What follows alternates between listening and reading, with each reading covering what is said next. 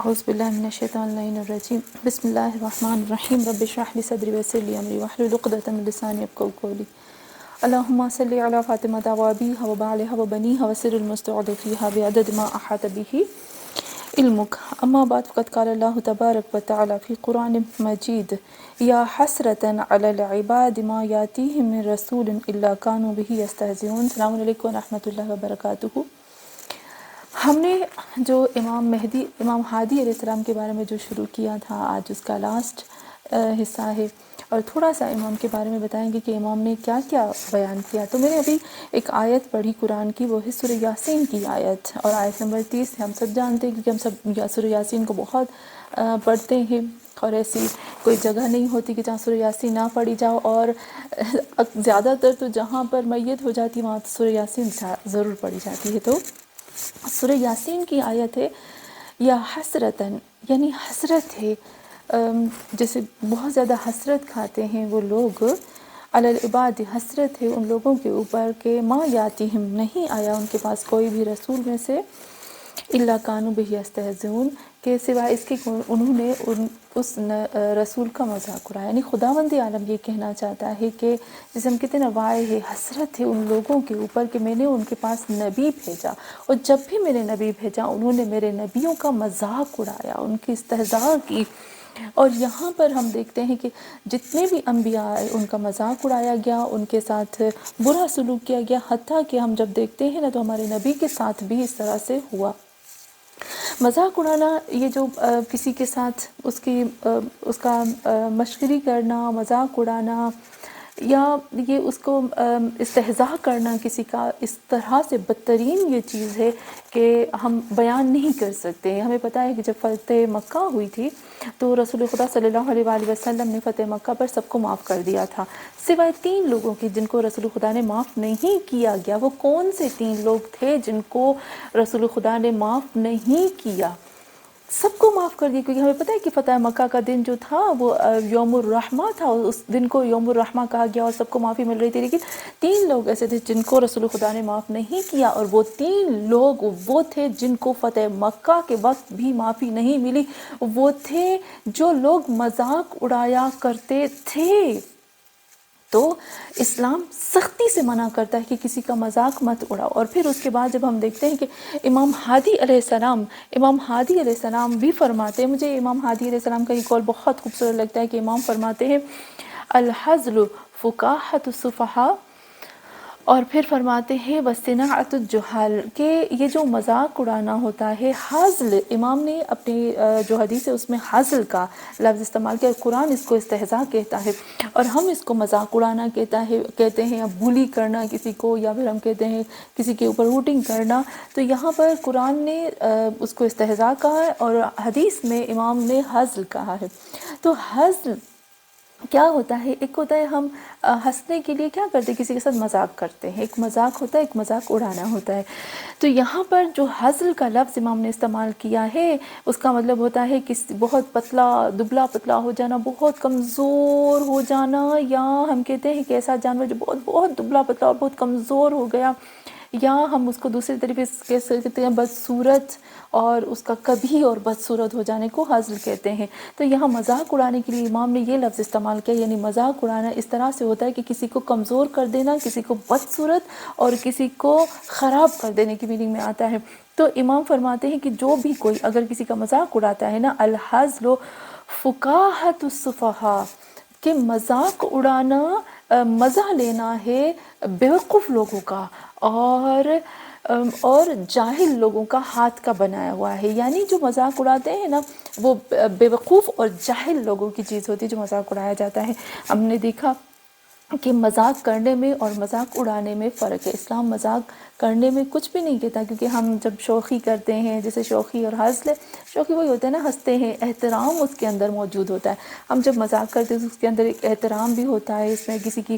تذلیل نہیں کرتے ہیں، جب کسی کی تذلیل نہ کی جائے اور پھر مذاق کیا جائے اور ہنسی مذاق باتیں کی جائے تو یہ جائز ہے، لیکن مذاق اڑا کر کسی کی تذلیل کی جائے یہ حزل میں آتا ہے، استہزاء میں آتا ہے، جس کو خداوند عالم نے سختی سے ناپسند کیا ہے۔ تو اگر بھی میں بہت دفعہ دیکھتی ہوں کہ ہماری کلاس میں کچھ ہوتی ہیں، میرے اسٹوڈنٹ ہوتے ہیں یا ہم سب کے ہم دیکھتے ہیں کہ کچھ ایسے لوگ ہوتے ہیں جن کے دل نرم ہو جاتے ہیں اور وہ حجاب پہننا شروع کر دیتے. پہلے وہ کبھی حجاب نہیں پہنتے تھے اور پھر وہ حجاب پہننا شروع کر دیتے ہیں، لیکن پھر کیا ہوتا ہے کہ لوگ ان کا مذاق اڑاتے ہیں اور وہ اپنے حجاب کو ہٹا دیتے ہیں. کبھی کبھی کچھ بہنیں مجھے کہتی ہیں کہ جب ہم نماز پڑھتے تو ہماری فیملی والے ہمارا مذاق اڑا رہے ہیں کہ تم نماز پڑھ رہی ہو، کس کے لیے پڑھ رہی ہو، کیا کر رہی ہو، کیسے کر رہی ہو، کیا یعنی اس طرح سے مذاق اڑایا جاتا ہے دین کا، دھرم کا، مذہب کا. تو یہ یاد رکھنا چاہیے کہ مذاق اڑانا جو ہے وہ شیطان کا کام ہے، اور مذاق اڑانا جو ہے جاہلوں کا کام ہے، اور مذاق اڑانا بے وقوفوں کا کام ہوتا ہے. بے وقوف اس سے مزہ لیتے ہیں. تو خدا نخواستہ اگر میں کسی کا مذاق اڑاتی ہوں تو مجھے سمجھ لینا چاہیے کہ میں شیطان کے کنٹرول میں، خدا نخواستہ، اور پھر میں بے وقوف اور میں جاہل ہوں. یہ تین چیزیں اس کو اپنے اوپر لگا لینی چاہیے. لیکن جس کا مذاق اڑایا جا رہا ہے، اسلام بھی کہتا ہے کہ جس کا مذاق اڑایا جا رہا ہے نا، وہ اس بات پہ خوش ہو جائے. کس بات پہ خوش ہو جائے؟ کہ وہ خوش ہو جائے کہ دیکھیں میرا مذاق اڑایا جا رہا ہے، یعنی میں انبیاء کی لسٹ میں آ رہی ہوں، میں ائمہ معصومین علیہ السلام کی کنیزوں میں آ رہی ہوں، تو میرا مذاق اڑایا جا رہا ہے. ائمہ معصومین انبیاء کا جب مذاق اڑایا گیا، انہوں نے دھرم کو، مذہب کو، دین کو چھوڑ نہیں دیا تھا، حجاب کو اتار کے پھینک نہیں دیا تھا، بلکہ اس کے اوپر اور مضبوط رہے، اپنے دین پر، مذہب پر ڈٹے رہے. انبیاء ہمیں یہ بتاتے ہیں کہ بھئی مذاق تو اڑائیں گے لوگ، جب تم اپنے آپ کو خدا کی طرف لے کر آؤ گے، جب حق کی طرف آؤ گے تو شیطان تو آئے گا مذاق اڑانے کے لیے. لیکن مضبوط اور پائیدار رہنا انبیاء اور اولیاء اور اوصیاء کی بات ہے، تو تم اس کی لسٹ میں آ جاتے ہو، اور اگر ہم نے اتار دیا تو وہ اس کا مطلب ہے کہ شیطان کی لسٹ میں آ جاتے ہیں. تو یہاں پر ہم امام ہادی علیہ السلام نے بھی بہت ہی خوبصورت طریقے سے ہمیں بتایا. میں چاہتی ہوں کہ امام ہادی علیہ السلام کی ایک اور حدیث ہے، اور پھر امام کی طرف تھوڑی سی آخری جو ہمارے پیغام ہے میں اس کی طرف آؤں گی، کہ امام جو ہے وہ ہمیں ایک آخری پیغام بھی دیتے ہیں جس میں امام ہمیں کیا بتاتے ہیں اور امام کے زمانے میں کیا کیا ہوا تھا. ایک حدیث ہے جو امام کی مجھے بہت بہت پیاری لگتی ہے، وہ حدیث جو میرے دل کو چھو جاتی ہے. امام نے فرمایا، امام فرماتے ہیں کہ لا تطلب الصفا ممن قدرت علیہ ولا الوفاء لمن غدرت به ولا النصح ممن صرفت سوء ظنك إليه فإنما قلب غيرك كقلبك له. اتنی خوبصورت امام کی یہ حدیث ہے، اس کو تو ہمیں لکھ کے لگا لینا چاہیے. یہ میری تربیت کے لیے، ہم سب کی تربیت کے لیے بھی ہے. امام فرماتے ہیں لا تطلب، طلب مت کرو صفا کو، یعنی کسی کے دل، یہ مت طلب کرو کہ کسی کا دل تمہارے لیے صاف ہو جائے. اس کے دل کو طلب مت کرو کہ تمہارے لیے اس کا دل صاف ہو جائے جس کے لیے تمہارا دل جو ہے وہ کدورت سے بھرا ہوا ہے. کتنا خوبصورت میرے مولا فرماتے ہیں. اور جس کے ساتھ تم نے بے وفائی کی ہے، اور جس کے تم نے وعدے کو، پیمان کو توڑا ہے، تم اس سے وفا کی امید نہ رکھو، اس سے وفا کو طلب نہ کرو. میں نے خود برا کیا ہے، پھر میں اچھائی کی امید کیسے رکھ سکتی ہوں؟ اور جس کے لیے تم بدبین ہو، جس کے لیے تمہاری خود کی نیت صاف نہیں ہے، تو تم اس کے لیے یہ امید مت رکھو، طلب مت کرو کہ اس کا دل جو ہے وہ تمہارے لیے صاف ہو جائے گا، اور اس کا دل جو کدورت سے اور اس چیز سے خالی ہو جائے گا. اس کے دل میں تمہارے لیے احساس آئے گا جس کے دل میں، تمہارے دل میں جس کے لیے احساس نہیں ہے. یعنی کتنی خوبصورت امام جو ہے وہ ہمیں ایک حدیث بتاتے ہیں، اور ہمیں امام یہ لیسن دیتے ہیں. میں سمجھتی ہوں کہ امام ہادی علیہ السلام نے جو ہمیں پیغام دیے ہیں نا، یہ بہت ہی خوبصورت ہے. انشاءاللہ آخر میں بھی امام کی ایک حدیث جو دنیا کے بارے میں ہے، میں اس حدیث کو بھی بیان کروں گی. اس سے پہلے میں تھوڑا سا چاہتی ہوں کہ امام ہادی علیہ السلام نے جو کچھ کیا ہمارے لیے، اس کو تھوڑا سا میں بیان کروں. امام ہادی، جب ہم آتے ہیں امام ہادی کی زندگی میں، تو تھوڑا سا کاش میں وہی ہمیشہ کہتی ہوں کہ کاش ہم اس چیز پہ توجہ دیتے کہ میرے مولا نے ہمارے لیے کیا کیا نہیں کیا. امام ہادی علیہ السلام کی جو زندگی تھی، امام مدینے میں پیدا ہوئے تھے نا، مدینے میں رہتے تھے، وہاں سے امام کو بلایا گیا، اور ہمیں پتہ ہے کہ امام کس طرح سے امام کے ساتھ استہزاء کیا گیا، ان کا مذاق اڑایا گیا. بہت سب کو الحمدللہ سب اہل علم ہے کس طرح سے وہ خود گھوڑے پہ سوار ہوتے اور امام کو پیدل لے کر کس طرح سے اچانک امام کے گھر پہ حملہ کرتے، اور جب امام کو سامرا لے کر آئے تھے تو کس طرح سے امام کو غلاموں اور کنی کنیزوں اور فقیروں کے ساتھ امام کو بٹھایا گیا تھا، اور کس طرح سے امام کا وہاں پر امام کی توہین کی گئی تھی، امام کا مذاق اڑایا گیا تھا۔ تو یہاں پر بھی ہم دیکھتے ہیں کہ کہاں کس نبی کا امام نہیں مذاق نہیں اڑایا گیا، اور امام کی کس طرح سے اڑایا گیا۔ ہم تاریخ میں یہ سب دیکھتے ہیں، اور وہ چیزیں جو خدا اور رسول اور اماموں کو نہیں پسند، ہمیں ان سے دوری کرنی چاہیے۔ ہم دیکھتے ہیں کہ امام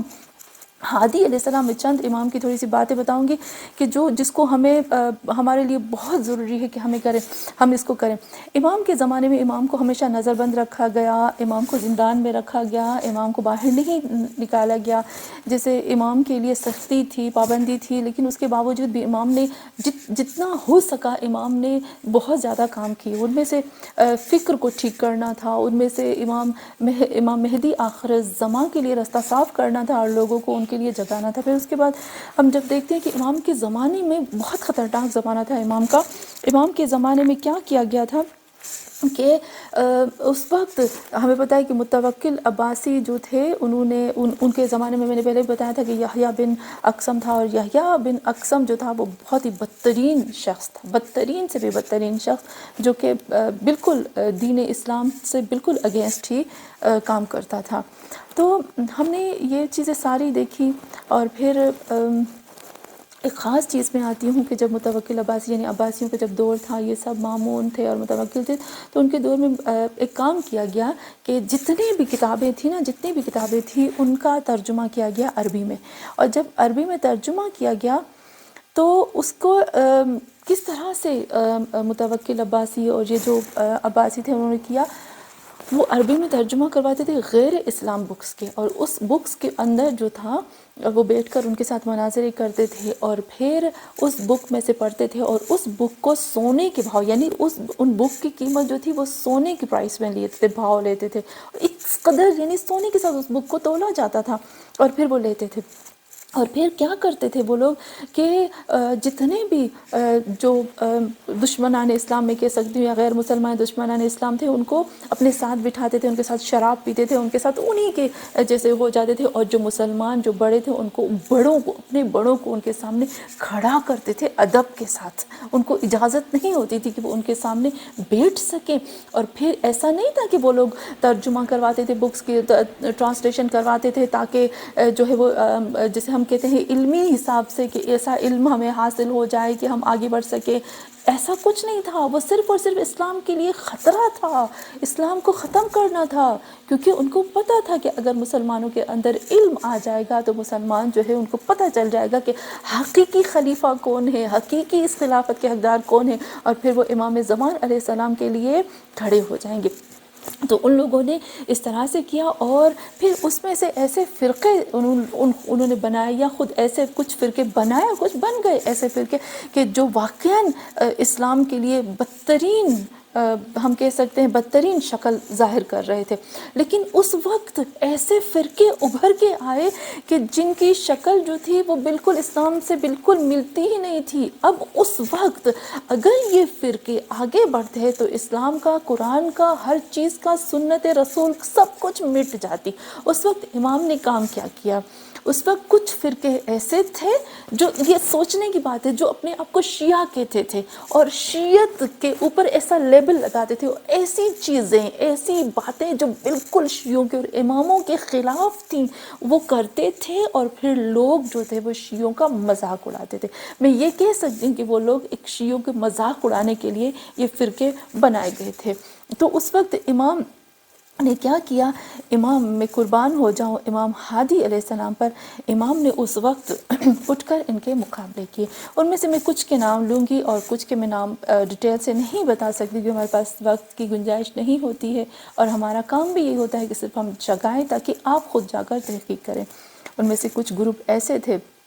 جن کا جو نام تھا وہ جیسے امام نے جن کے ساتھ مبارزہ کیا، جن کے ساتھ تلاش کی، جن کے لیے امام نے بہت سٹرگل کی اور پھر اس کو ختم کرنے کی کوشش کی، ان میں سے ایک تھا غلات، جس کو کہتے تھے غلات کا مطلب ہوتا ہے کہ بہت زیادہ آگے بڑھنے والے، مبالغہ کرنے والے، اور یہ افراد یہ بہت تیزی کے ساتھ جاتے تھے، بہت تیز، اور ان کے پاس کوئی منطق نہیں ہوتی تھی، یہ افراطی لوگ تھے، یہ امامت کے اندر، اللہ کی حدود کے اندر، اللہ کی الہیت کے اندر جو تھے وہ مبالغہ کرتے تھے، اور نعوذ باللہ امامت کو جو ہے وہ الہیت کے ساتھ جوائنٹ کرتے تھے. یعنی ہم یہ کہہ سکتے ہیں کہ یہ بھی ایک شیعوں کا فرقہ تھا جس نے جو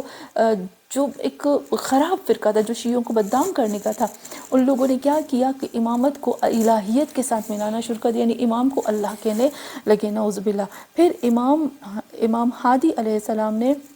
ان کے ساتھ مبارزہ کیا اور ان کو شکست دی. لیکن ان لوگوں کا کیا کام تھا؟ وہ لوگ اللہ کے واجبات الہی کو حرام قرار دیتے، اور بہت زیادہ گناہان کبیرہ کو ان لوگوں نے حلال قرار دیا تھا. اور پھر امام نے دیکھا کہ یہ فرقہ جو ہے وہ ہمارے شیعوں کی بدنامی کا باعث بنتا ہے، اور پھر امام نے مبارزے کیے، اور پھر امام کھڑے ہو گئے ان کے ساتھ. ہمیں بہت زیادہ ملتا ہے اس کے بارے میں کہ امام نے کس طرح سے ان کے ساتھ مبارزہ کیا. انشاءاللہ آپ جا کے اس کے بارے میں ڈیٹیل سے دیکھیے گا. پھر اس کے بعد جب ہم آتے، ایک اور فرقہ ہے جس کو صفویہ کہتے تھے، اور صفویہ بھی اپنے آپ کو شیعہ مانتے تھے، اور کہتے تھے کہ ہم شیعوں کا ایک فرقہ ہے، لیکن اس کے باوجود بھی وہ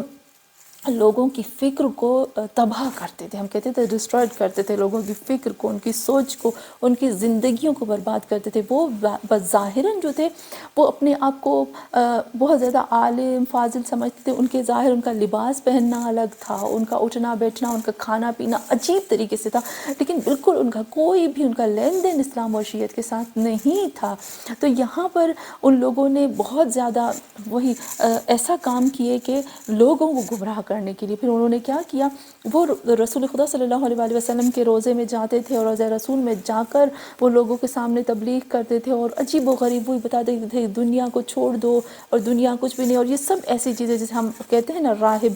لیکن ایک دفعہ کیا ہوا کہ امام علیہ السلام جو تھے وہ مسجد نبوی میں بیٹھے ہوئے تھے، اور وہاں پر وہ لوگ آتے ہیں. جیسے ہی وہ لوگ آتے ہیں تو امام نے دیکھا، اور وہ لوگ عجیب و غریب اپنے عقیدے اور عقائد بیان کرنے لگے. لوگ ان کے ساتھ جمع ہو گئے.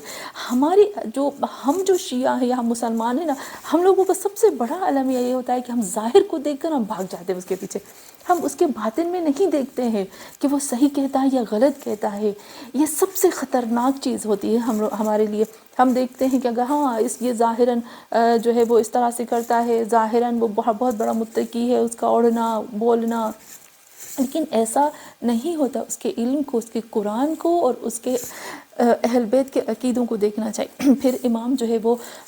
جب وہ لوگ بیٹھتے ہیں بولتے، تو امام نے ان کے سامنے کہا کہ یہ لوگ ایسے ہیں جو اللہ اور رسول کے ساتھ جنگ کرنے والے، یہ لوگ ایسے ہیں جو شیطانی باتوں پہ چلتے ہیں. خدا کی قسم کھا کر امام نے کہا کہ یہ لوگ ایسے ہیں جو بولتے ہیں نا وہ کرتے نہیں ہیں. یہ صرف جو بول رہے ہیں نا، یہ لوگوں کو گمراہ کرنے کے لیے. یہ جو ان کی اوڑھنا ہے نا، یہ جو ظاہر ہے نا، یہ صرف اور صرف لوگوں کو دکھانے کے لیے، اور ان کے دلوں کے اندر کوئی مذہب، کوئی اسلام نہیں. یہ صرف لوگوں کے دلوں کو اپنے ہاتھ میں لینے کے لیے کرتے ہیں، اور ان کے وہی دنیاوی فائدے اور اپنے فائدے کے علاوہ کچھ بھی نہیں. اور پھر امام کی طرف ایک شخص نے اور پھر امام بتاتے ہیں کہ اگر کوئی ان کی زیارت کرے گا، ان کے پاس جائے گا، تو گویا اس نے شیطان کی زیارت کی. اور بالکل اسی طریقے سے جیسے یزید اور معاویہ ہیں یہ لوگ، تو امام نے یہ فرمایا کہ کوئی اگر زندہ اور مردہ، یہ مر جائیں یا زندہ، ان کی زیارت کرنا شیطان کی زیارت کرنے کے برابر آتا ہے. تو پھر امام نے جب بولا نا، تو ایک شخص کھڑے ہو کر کہنے لگا امام کو، اس لیے کیونکہ وہ آپ کو نہیں مانتے، اس لیے آپ اس طرح سے کہتے. تو امام نے قسم کھا کے کہا اگر یہ لوگ مجھے مانتے نا تو وہ کبھی بھی اس غلط رستے پہ نہیں ہوتے. اگر امامت کو مانتے، اللہ کو مانتے نا، وہ کبھی غلط رستے پہ نہیں ہوتے. یہ ہمیں نہیں مانتے اس لیے یہ غلط رستے پہ چلے گئے. ہمیں جو مانتا ہے وہ صحیح رستے پہ ہوتے، کیونکہ امامت کو اپنی کوئی لالچ نہیں ہوتی. ان کو صرف اتنی لالچ ہوتی ہے کہ ہمارے بندے، ہمارے اللہ کے جو بندے، وہ اللہ سے عشق کریں، وہ جہنم سے بچ جائیں، وہ سیدھا خدا کی طرف آئے، وہ سیدھے راستے پہ. ان کو اور کچھ بھی نہیں چاہیے ہوتا ہے. تو امام نے قسم کھا کر کہا کہ اگر ہوتے نا تو یہ ہمارے راستے پہ آ جاتے.